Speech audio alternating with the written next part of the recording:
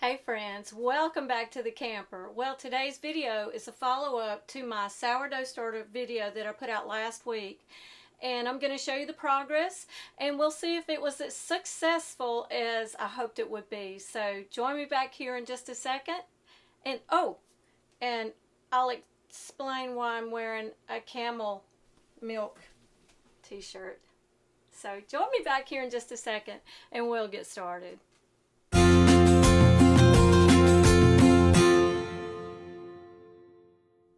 Okay, so first of all, I want to address why I have a t-shirt that has a jug of milk and a camel on it. Well, I got this through a promotion by one of my favorite channels, and that's Homesteady.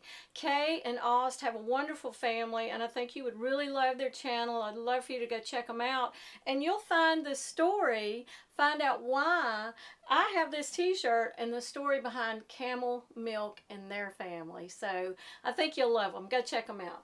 So this video is actually a follow-up to the sourdough starter that the video that I just recently did, and I kind of panned it as easy and successful. So I wanted to bring you along and let's see if it was actually as successful as I hoped it would be. So first of all, we're going to talk about day 1 and 2. Day 1 and 2 was just uneventful. I went through the steps of adding the rye and the pineapple juice.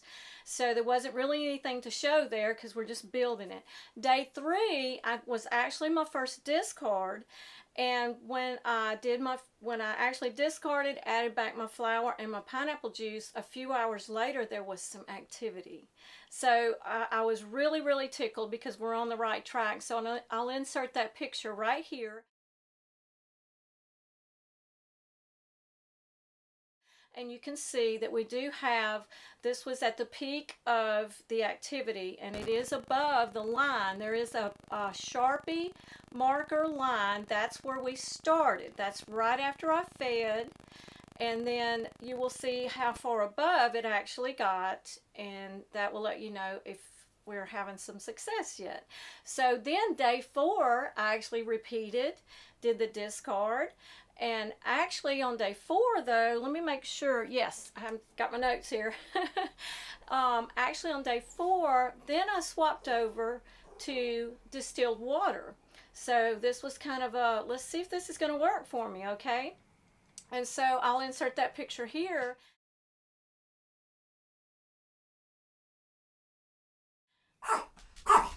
You see that day 4 is phenomenal. She's really active, she's growing, she's happy. Okay, so we are on the right road. And then on day 5, I actually didn't catch her. I did the same thing. We discarded, added our flour, our rye flour, and our distilled water.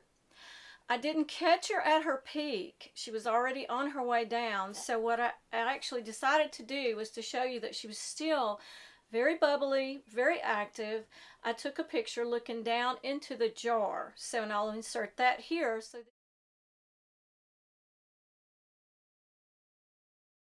that you can see that on day 5 we still have a very happy, healthy starter going on. Day 6 is phenomenal. I was just blown away by how active and happy this starter is. And we did the same thing again. We discarded, added back the rye flour and the distilled water per the instructions. And I was just blown away. I was so happy with what we had, because it's been a while since I've made a starter, because, you know, I've got Sarah over here and she's been going quite a while, and she, poor Sarah, gets abused a little bit. She gets neglected, you know, and she still comes roaring back really strong and healthy and happy. Now, so I'm going to show you day 7. Okay, if you can see here on day 7, this was just actually at 1:05 this afternoon, and this is where we ended up, or began actually, after I discarded and added back. And if you look, she is already, let's pull the top off, she is past the shoulder of the jar, and it is 2:41. It's not, hadn't even been 3 hours yet. So I'm gonna pull the top off and let's look. Look, she was touching the cloth.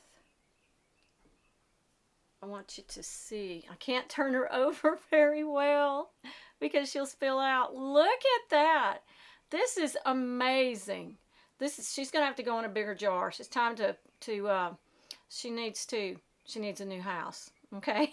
So, but I just wanted you to show you that so that you could see that this recipe for me and the way that I do it is, to me, is just, I would almost say foolproof, but there are some factors that could go into making it sluggish or not quite as successful. Now it is in here in the camper, and we're approaching summertime. It's May the 12th in South Mississippi, so it's warm, and so, you know, the camper is probably around 75 degrees during the day with the air conditioner going, so that is optimal for the sourdough starter. So that has a lot to do with it as well. But so I want to encourage you to try this method, and I really feel confident that you're going to be successful with it. Give it a go, try it out, and don't stop learning new things. That's one of the things that keeps us young and keeps us healthy.